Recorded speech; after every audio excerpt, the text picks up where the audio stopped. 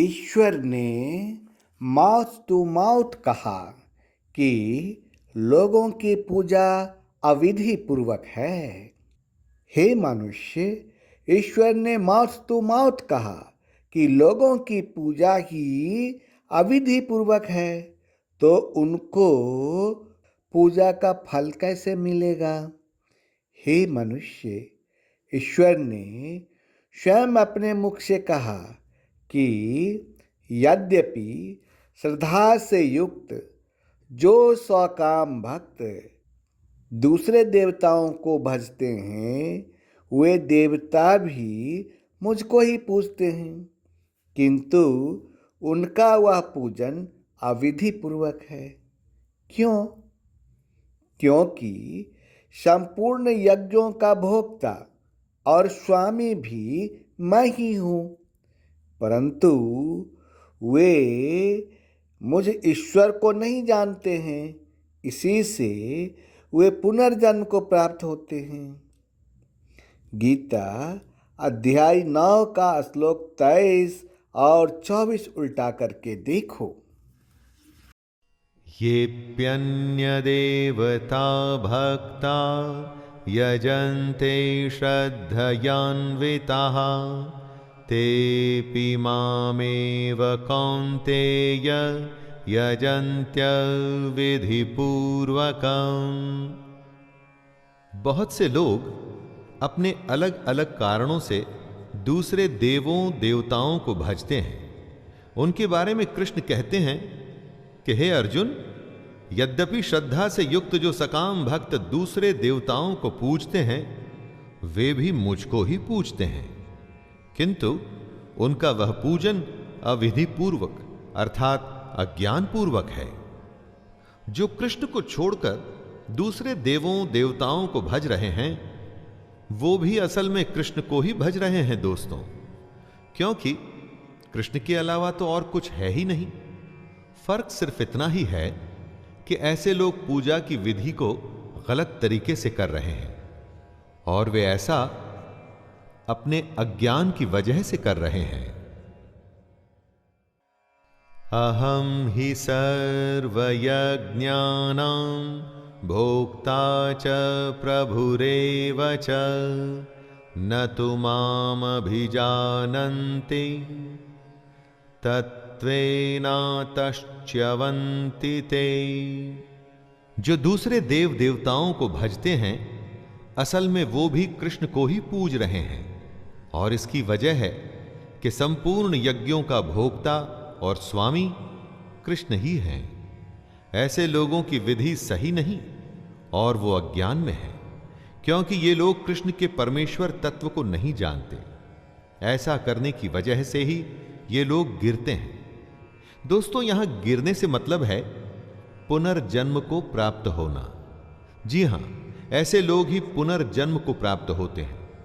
ऐसे लोगों की भक्ति तो चलती रहती है, लेकिन साथ में इनका मृत्युलोक में आना जाना भी लगा रहता है। इसी आने जाने के क्रम से बचने को ही तो मोक्ष कहते हैं, जो इन लोगों को कभी प्राप्त नहीं होता। ईश्वर ने गीता अध्याय 7 का श्लोक 23 में कहा कि उन अल्प बुद्धि वालों का, यानी कि उन कम बुद्धि वालों का, अर्थात जिनकी बुद्धि ही कम हो, है ना, उन लोगों के लिए ईश्वर कहते हैं कि वह उस पूजन का फल नाशवान है। अंतवत्तु फलं तेषां तद्भवत्यल्पमेधसां देवान् देवयजो यान्ति मद्भक्ता यान्ति मामपि। जो जिसको पूजेगा, जो जिसको भजेगा, वो उसको प्राप्त होगा। जो कृष्ण छोड़कर दूसरे देवताओं की पूजा करना चाहते हैं, कृष्ण उनका स्वागत करते हैं, लेकिन कृष्ण साथ में चेतावनी भी दे रहे हैं कि देवताओं को पूजने वाले देवताओं को प्राप्त होते हैं, और मेरे भक्त चाहे जैसे ही भजें, अंत में वे मुझको ही प्राप्त होते हैं। दोस्तों, आप किसको भजते हैं यह निर्णय आपका है। उसका फल भी फिर उसी पर निर्भर करेगा। कोई अगर कुटिल मार्ग चुनता है तो आप उसे रोक नहीं सकते, यह उसका खुद का फैसला है। लेकिन उसके बाद क्या होगा, उसके लिए भी उसे तैयार रहना चाहिए। यानी कि उन कम बुद्धि वालों का, अर्थात जिनकी बुद्धि ही कम हो, उन लोगों के लिए ईश्वर कहते हैं कि उनका उस पूजा से मिला फल नाशवान है, तथा वे देवताओं के पूजने वाले देवताओं को प्राप्त होते हैं, और मेरे भक्त चाहे जैसे ही भजें, अंत में वो मुझको ही प्राप्त होते हैं। ईश्वर ने गीता अध्याय 9 का श्लोक 25 में कहा कि हे मनुष्य, देवताओं को पूजने वाले देवताओं को प्राप्त होते हैं, पितरों को पूजने वाले पितरों को प्राप्त होते हैं, भूतों को पूजने वाले भूतों को प्राप्त होते हैं, और मेरा पूजन करने वाले भक्त मुझको ही प्राप्त होते हैं। इसीलिए मेरे भक्तों का पुनर्जन्म नहीं होता। यान्ति देवव्रता देवान् पितॄन्यान्ति पितृव्रताः भूतानि यान्ति भूतेज्या यान्ति मद्याजिनोऽपि माम्। जो देवताओं को पूजते हैं वो देवताओं को प्राप्त होते हैं, जो पितरों की पूजा करते हैं वो पितरों को प्राप्त होते हैं, भूतों को पूजने वाले भूतों को प्राप्त होते हैं, और कृष्ण का पूजन करने वाले कृष्ण को ही प्राप्त होते हैं। कृष्ण अर्जुन से कहते हैं, हे अर्जुन, इसीलिए मेरे भक्तों का पुनर्जन्म नहीं होता। दोस्तों, यह बहुत बड़ी बात है, जरा इस पर ध्यान दीजिएगा। कृष्ण को भजने वालों का पुनर्जन्म नहीं होता, यानी वो आवागमन के चक्कर से बच जाते हैं, उनका पतन नहीं होता, वो गिरते नहीं, क्योंकि उन्हें गिरने से बचाने के लिए स्वयं कृष्ण जो उपस्थित हैं।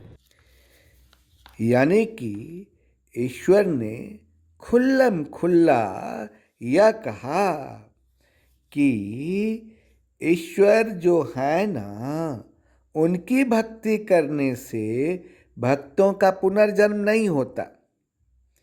ऐसे भक्तों का जन्म और मृत्यु से छुटकारा हो जाता है, उन भक्तों का आवागमन मिट जाता है।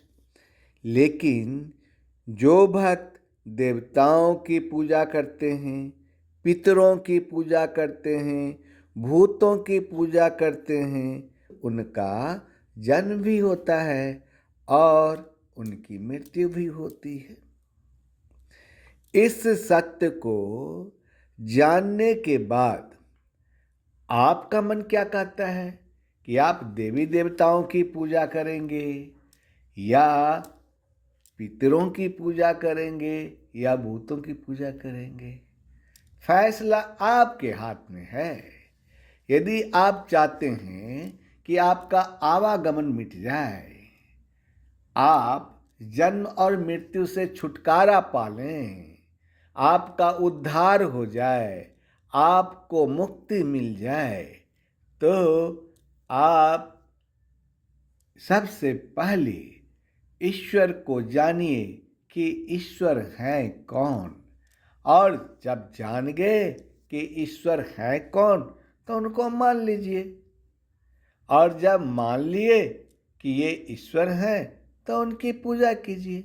बस इसी से आपका आवागमन भी मिट जाएगा, यानी कि आपका उद्धार हो जाएगा, और इन ईश्वर की पूजा करने से आपको पूजा का फल भी मिलेगा। तो अब विचार आपको करना है, फैसला आपको करना है, और जो आपका आत्मा कहता है केवल उसी की बात मानिए, मन की बात मत मानिए। मन तो बड़ा बेईमान है, वो कब आपको ठग लेगा, कब आपको धोखा दे देगा, इसकी कोई गारंटी नहीं है। इसीलिए आपको किसकी सुनना है? अपने आत्मा की आवाज को सुनना है कि किसकी पूजा करना है। 33 करोड़ देवी देवताओं की पूजा करना है या ईश्वर जो हैं उनकी पूजा करना है, या फिर पितरों की पूजा करना है, या भूत प्रेत की पूजा करना है। आखिर में पूजा करना है किसको? इस बात को हमेशा याद रखना कि अगर यदि आपका पूजा अविधि पूर्वक है तो उस पूजा का फल कैसे मिलेगा? तथास्तु, अर्थात ऐसा ही हो।